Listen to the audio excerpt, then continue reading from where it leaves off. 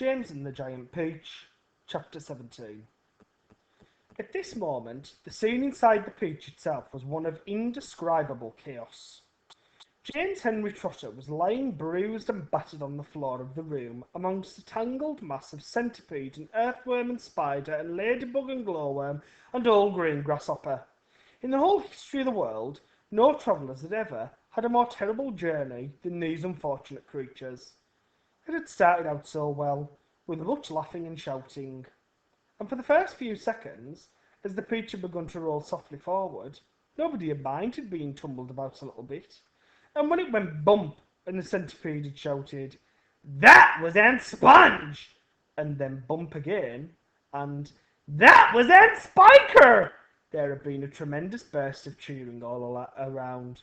But as soon as the peach rolled out of the garden and began to go down the steep hill, rushing and plunging and bounding madly downward, then the whole thing became a nightmare.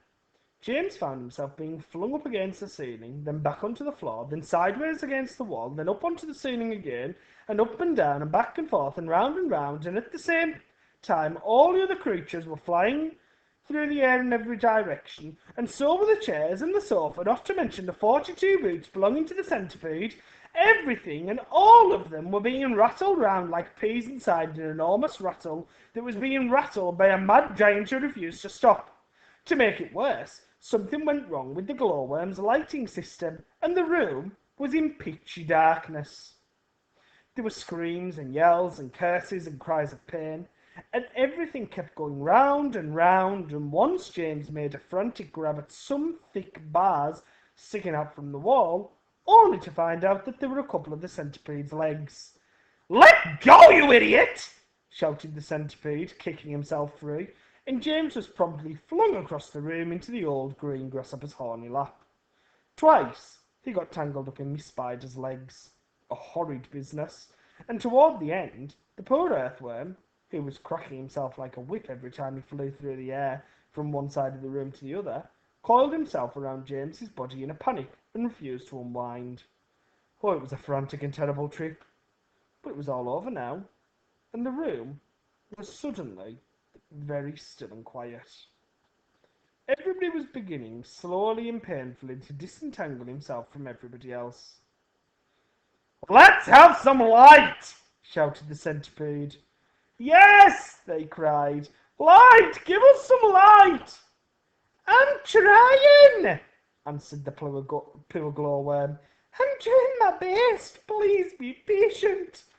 They all waited in silence.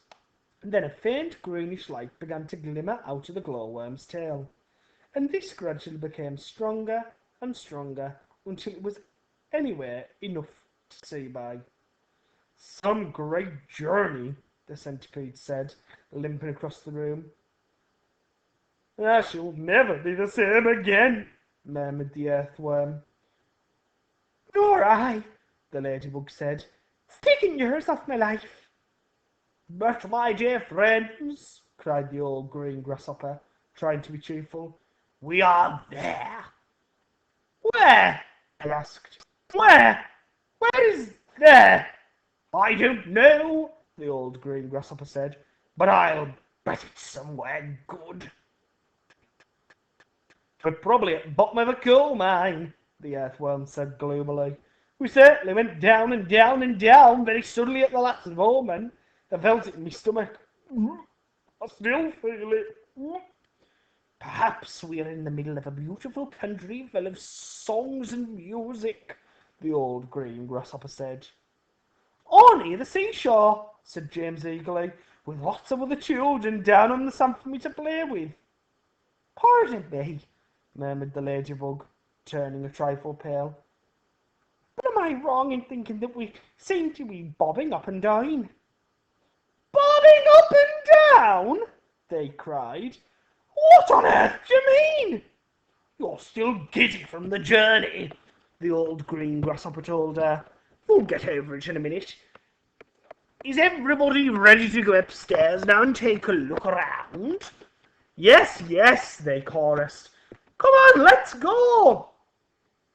"I refuse to show myself out of doors in my bare feet," the centipede said, I have to get my boots on again first. For heaven's sake, let's not go through all that nonsense again, the earthworm said. Let's all lend the centipede a hand and get it over with, the ladybug said. Come on. So they all did, all except for Miss Spider, who set about weaving a long rope ladder that would reach from the floor up to a hole in the ceiling.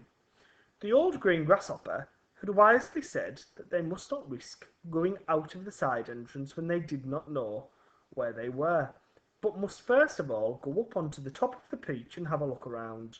So half an hour later, when the rope ladder had been finished and hung, and the 40-second boot had been laced neatly onto the centipede's 40-second foot, they were all ready to go out.